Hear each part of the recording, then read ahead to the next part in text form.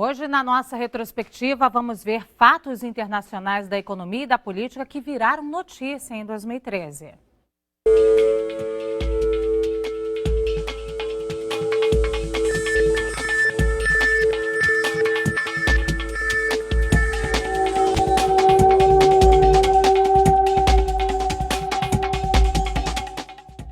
O ano começou com a ameaça de um abismo fiscal nos Estados Unidos. Congressistas tiveram uma maratona de negociações para impedir um aumento de impostos e corte nas despesas do governo. Um acordo decidiu por cobrar mais tributos apenas da parcela mais rica da população, evitando um problema que dificultaria a recuperação da economia americana e também da mundial. Ainda em janeiro, nos Estados Unidos, o presidente Barack Obama tomou posse para o segundo mandato de 4 anos. Em 11 de fevereiro, o Papa Bento XVI surpreendeu o mundo ao renunciar ao cargo de líder da Igreja Católica.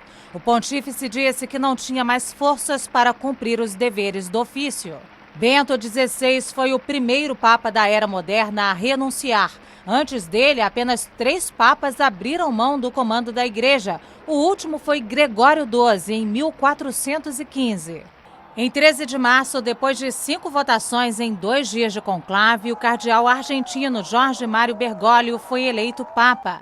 Na sacada do Palácio São Pedro, no Vaticano, ele foi apresentado à multidão que esperava pelo novo líder da Igreja Católica. Bergoglio escolheu o nome Francisco, uma homenagem a São Francisco de Assis, que para o novo Papa representa uma igreja para os pobres. Em maio, a Igreja começou um período inédito da história, com 2 papas convivendo no Vaticano. O Papa emérito, Bento XVI, deve passar o resto da vida num monastério na Santa Sé e jurou obediência incondicional ao novo Papa. Em 1º de julho, uma cerimônia em Zagreb, na Croácia, oficializou a entrada do país na União Europeia. A Croácia se tornou o 28º integrante da comunidade de países. Ainda em julho, a cidade de Detroit, nos Estados Unidos, entrou com um pedido de falência. Foi a maior quebra de uma prefeitura no país.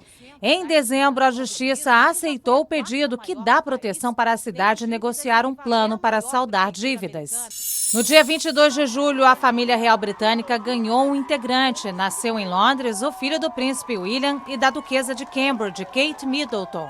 George Alexander Louis é o 3º na linha sucessória do trono britânico.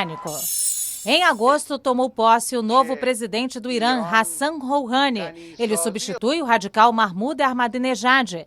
Apesar de o país ser comandado, de fato, pelo líder supremo, o Ayatollah Ali Khamenei, Rouhani promete um governo mais moderado.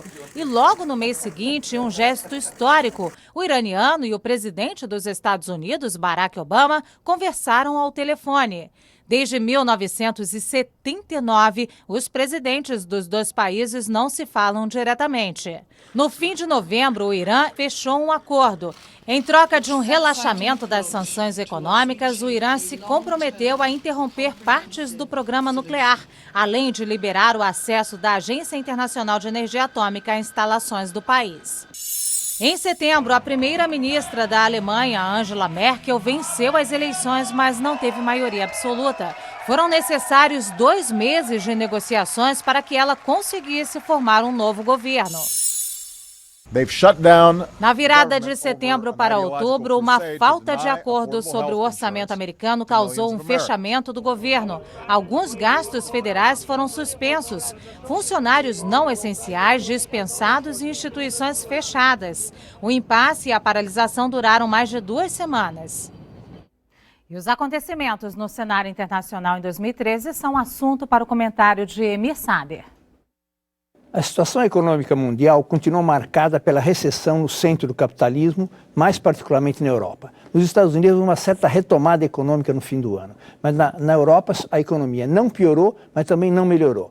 O elemento novo são as eleições na Alemanha, que tem um papel determinante no destino da Europa. Houve uma eleição em que ganhou a Merkel, mas tem que governar com a social-democracia, que, por sua vez, está assumindo cargos importantes no governo. Aparentemente não vai mudar a postura do governo alemão em relação à crise econômica europeia, mas certamente vai mudar o clima, porque há concessões em relação ao salário mínimo e outras questões sociais que a social-democracia logrou emplacar no novo governo. Do ponto de vista político, a questão mais importante foi a incapacidade dos Estados Unidos de atacar a Síria. Havia um clima geral, desde o fim da Guerra Fria, que os Estados Unidos militarizam os conflitos. Isso aconteceu no Afeganistão, no Iraque, também na Líbia, através da OTAN. Agora não foi possível ter o apoio político, isso acabou levando a proposta de paz da Rússia, que os Estados Unidos foram levados a aceitar, se criou um clima surpreendentemente positivo de negociações, que se estendeu também para o Irã. Então, da primeira metade do ano para a segunda, mudou muito o clima. Era um clima de ameaça de ataques militares com consequências imprevisíveis, para um clima de distensão relativa em relação à Síria, em relação ao Irã. Esse foi o elemento mais importante do ponto de vista político.